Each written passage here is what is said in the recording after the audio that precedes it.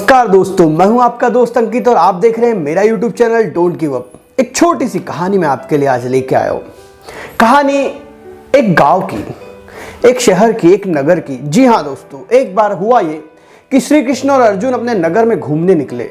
घूमते घूमते अर्जुन ने देखा कि एक निर्धन ब्राह्मण भिक्षा मांग रहा है, लेकिन उसे भिक्षा नहीं मिल रही है और वो भूख से व्याकुल है। तभी उसने श्री कृष्ण की तरफ देखा और सोचा कि क्या करूं। श्री कृष्ण कुछ नहीं बोले। अर्जुन ने अपने पास से 100 स्वर्ण मुद्राएं निकाली और उस निर्धन ब्राह्मण को दे दी। ब्राह्मण बहुत खुश हो गया और वो 100 मुद्राएं लेके वो निकल पड़ा। तब श्री कृष्ण ने अर्जुन की तरफ देखा लेकिन कुछ कहा नहीं।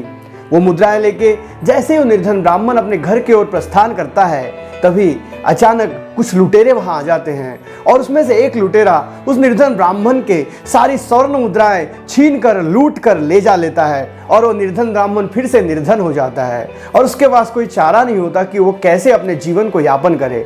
वो भिक्षा ही मांगते रहता है, लेकिन उसे भिक्षा भी उतने परिपूर्ण मात्रा में प्राप्त नहीं होती कि उसका जीवन चल सके। फिर वही निर्धन ब्राह्मण उसी रास्ते पे वहीं बैठा हुआ रहता है और उसी वक्त उसी समय अर्जुन और श्री कृष्ण दूसरे दिन भी वहां से जब गुजरते हैं तो श्री कृष्ण और अर्जुन देखते हैं कि वो निर्धन ब्राह्मण तो फिर उसी जगह पर भिक्षा मांगने बैठा हुआ है। अर्जुन ये देखकर बहुत दुखी होते हैं और अचंभित भी होते हैं कि इसे तो मैंने कल ही 100 स्वर्ण मुद्रा दी है, फिर भी ये भीख मांग रहा है। वो फिर से उस निर्धन ब्राह्मण के पास पहुंच जाते हैं और अर्जुन पूछते हैं क्या हुआ, तो ब्राह्मण सारी कहानी अर्जुन को बता देता है। अर्जुन को दया आ जाती है और अर्जुन सोचता है कि अब मैं इसकी फिर से मदद करूं।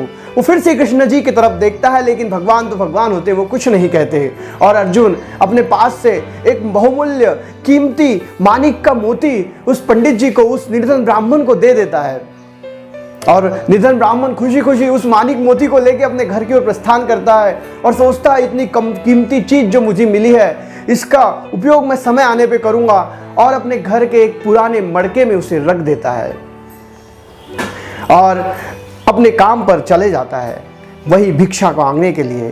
तभी उसकी भार्या, उसकी बीवी पानी के लिए मड़का लेकर पानी के लिए नदी पर जाते रहती है और रास्ते में उसका मड़का फूट जाता है और वो पानी के लिए वापस आती है और अपने घर का दूसरा वो पुराना मड़का जिसमें उस निर्धन ब्राह्मण ने उस माणिक मोती को रखा है उसे लेकर वापस नदी की ओर चल पड़ती है। और जैसे ही उस मड़के को नदी में डुबाती है, वैसे ही वो माणिक मोती नदी में चले जाता है।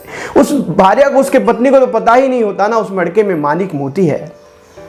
और इस प्रकार वो माणिक मोती भी उस निर्धन ब्राह्मण से छीन जाता है और ब्राह्मण फिर उसी जगह पर बैठा हुआ रहता है। कुछ 2-3 दिन बाद फिर वहां से श्री कृष्ण और अर्जुन गुजरते हैं और देखते हैं कि वो निर्धन ब्राह्मण तो फिर भी वहां बैठा है। तो अर्जुन श्री कृष्ण जी से कहते हैं कि मैंने तो इसकी मदद करने की पूरी कोशिश की, लेकिन इसके भाग्य में ही अच्छाई नहीं लिखी है, इसके भाग्य में ही अच्छा जीवन जीना नहीं लिखा है, तो हम इसकी मदद कैसे कर सकते हैं। श्री कृष्ण कुछ कहते नहीं, लेकिन 2 सिक्के निकालते हैं और वो 2 सिक्के निकालकर, सिर्फ 2 सिक्के निकालकर उस निर्धन ब्राह्मण को दे देते हैं।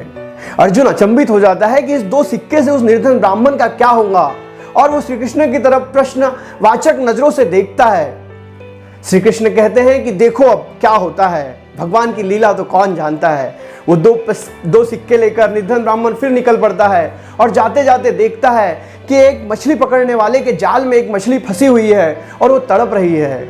और वो निर्धन ब्राह्मण सोचता है कि ये 2 पैसे से तो मेरा भी भला नहीं होने वाला है और मैं क्या कर लूंगा ये 2 पैसे से कम इस मछली का जीवन तो बच जाए। वो उस मछुआरे को बोलता है कि 2 पैसे ले ले और उस मछली को छोड़ दे। मछुआरा तैयार हो जाता है और वो 2 पैसे लेकर उस मछली को उस निर्धन ब्राह्मण को दे देता है। निर्धन ब्राह्मण वो मछली अपने हाथों में लेता है और अपने कमंडल में डाल देता है और कमंडल में डालते ही वो देखता है कि मछली एक कुछ चीज उगलती है और वो उगली हुई चीज को जब वो मन लगाकर एकदम आंखों से देखता है तो उसे दिखता है कि ये तो माणिक मोती है और वो जोर जोर के चिल्लाने लगता है, मिल गया मिल गया मिल गया। और दोस्तों उसी वक्त वहां से वो लुटेरा गुजरते रहता है जिस लुटेरे ने उस निर्धन ब्राह्मण की 100 मुद्राएं चुराई होती है। उस लुटेरे को लगता है कि इस निर्धन ब्राह्मण ने मुझे पहचान लिया है और वो डर के मारे वो स्वर्ण मुद्राएं और बाकी का धन उस निर्धन ब्राह्मण को देकर वहां से भाग जाता है। तब ये बात जब अर्जुन को पता चलती है तो अर्जुन श्री कृष्ण से सवाल करते हैं कि मैंने तो उसकी मदद करने की कोशिश की, 100 स्वर्ण मुद्राएं दी, माणिक मोती दिया, लेकिन उसका भला नहीं हो सका और उसका भला हुआ तो मात्र 2 पैसों से। तब भगवान कहते हैं कि इस दुनिया में किसी को भी उतना दो, जब वो इतना दो कि वो दूसरों की मदद कर सके। इतना मत दो कि वो रखे और अपने बारे में ही सोचते रह जाए। इस दुनिया में जब जो भी व्यक्ति किसी और की मदद करने के बारे में सोचता है तो उसका 100% भला होता है। ये दुनिया देने के लिए है, ना कि छीनने के लिए और मांगने के लिए। आप इस यूनिवर्स में जितनी चीजें देंगे, ये यूनिवर्स आपको उतनी ही चीजें लौटाएगा। इसलिए दोस्तों, देने की भावना रखो। आप जब दूसरे की मदद करने की भावना से कोई कार्य करेंगे तो आप 100% सफल होंगे और आपको अपने कर्मों के फल बहुत अच्छे मिलेंगे। दोस्तों, कर्म क्या है? तो कर्म यही है कि हम दुनिया और समाज के लिए किस प्रकार से जीते हैं। इसी ही तो भगवद गीता में तप कहा गया है। तप का मूल अर्थ यही है कि हम समाज को बनाने के लिए जिएं। दोस्तों, अगर ये कहानी अच्छी लगी है तो मेरे वीडियो को लाइक कीजिए और चैनल को सब्सक्राइब कीजिए। जय हिंद।